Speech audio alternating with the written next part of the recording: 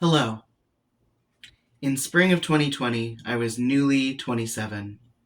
Headline themes reoccurring were pandemic, quarantine, uncertain times.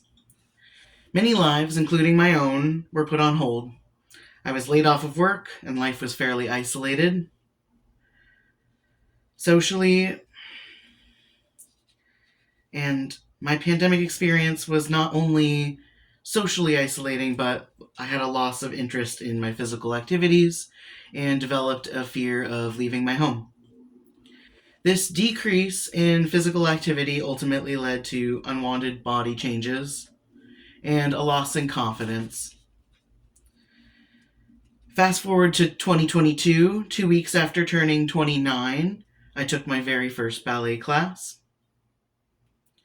And it got me to take my very literal first steps, was to think the sobering reality of life is too short to wonder what if. So who am I? My name is Cody Mitchell. At 29, I had never taken any formal dance classes, so I am speaking from the perspective of an absolute beginner. In spring of 2022, I began taking twice weekly ballet classes at a local ballet school in Bellingham, Washington. I am a preschool teacher, which means I am always looking for new ways to incorporate movement into my lessons with children. I know that I'm not alone when I say that the last few years have changed my life.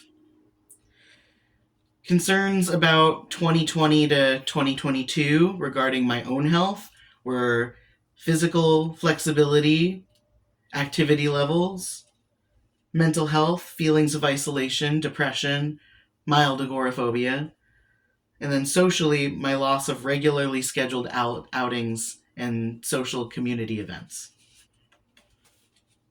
The solution I came up with to help with all three concerns was where ballet finally came into play. Ballet is a physically complex activity that requires mental acuity for memorizing moves and then also social collaboration.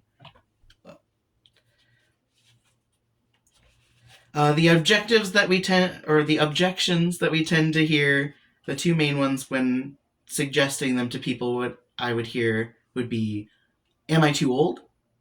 Which is the first one is a matter of age.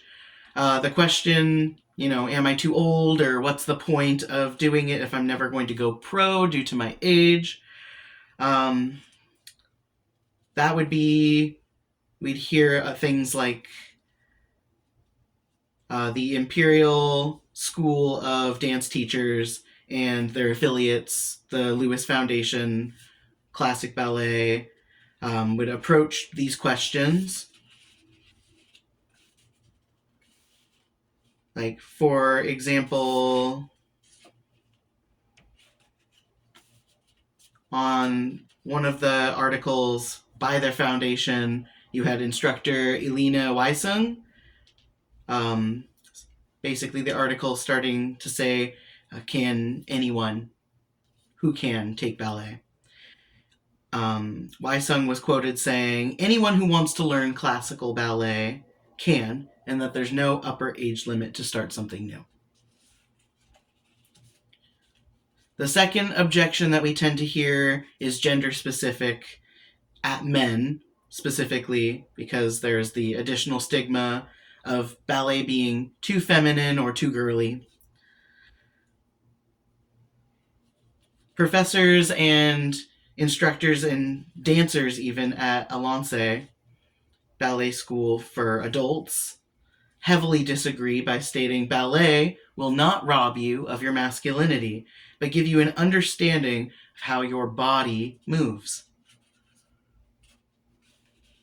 On to the next slide. After spending time with quarantining, I knew that the most difficult thing for me personally was going to get my foot in the door. The Royal Academy of Dance instructors, and along with the ballet blog that they wrote, we had instructor and principal Lydia Schrepper say that ballet classes foster a sense of teamwork, communication, trust, and cooperation. Feeling nervous to meet new people is very similar to feeling nervous when starting new physical activities. So when Dr. Krish Tangela, who was the pathology specialist and contributing doctor on DovMed, stated in 2023 in an article stating that ballet can improve cardiovascular fitness, muscle strength, and flexibility, along with coordination. Other physical benefits would even include balance and posture, as well as overall physical fitness. And in a New York Times article about ballet being a great workout for the aging body by Dory Shevlin, Dr. Madeline Hackney, an associate professor at Emory University's School of Medicine, states while yoga and Pilates offer similar flexibility and core strength, ballet offers a wider variety of movements.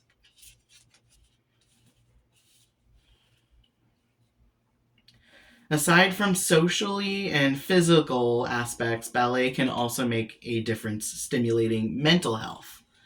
Dr. Pirko Markula was talking about how dancing ballet and learning new skills at an older age can be enjoyable and create confidence and a stronger sense of self. It's also worth mentioning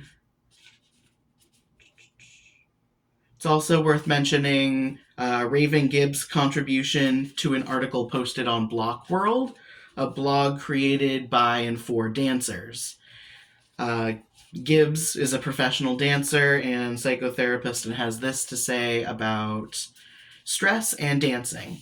As dance raises your heart rate and works your body, it also releases certain chemicals in the brain and it reduces cortisol.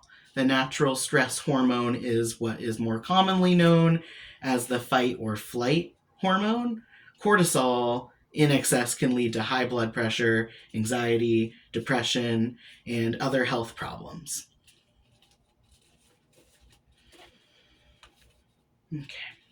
In each of these benefits that were addressed, the outcome could potentially lead to becoming part of a new supportive community and peers and friends. Improvement of overall physical health and wellness, and confidence boosting weekly stress releases. Along with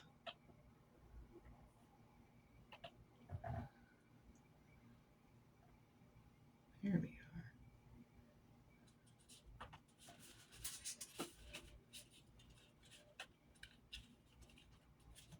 So what can be done as far as actions? Using search engines like Google to search adult dance classes locally, checking out reviews and studios and shops, finding local dance communities.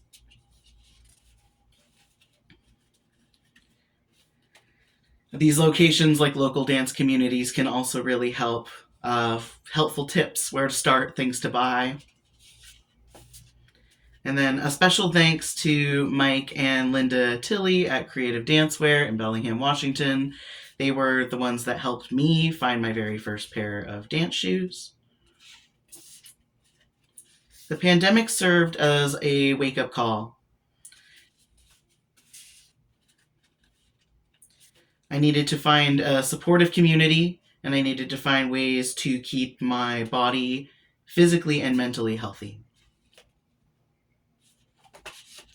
Life is precious, and we all deserve to find a place that we belong, that supports our growth and our well-being. Thank you.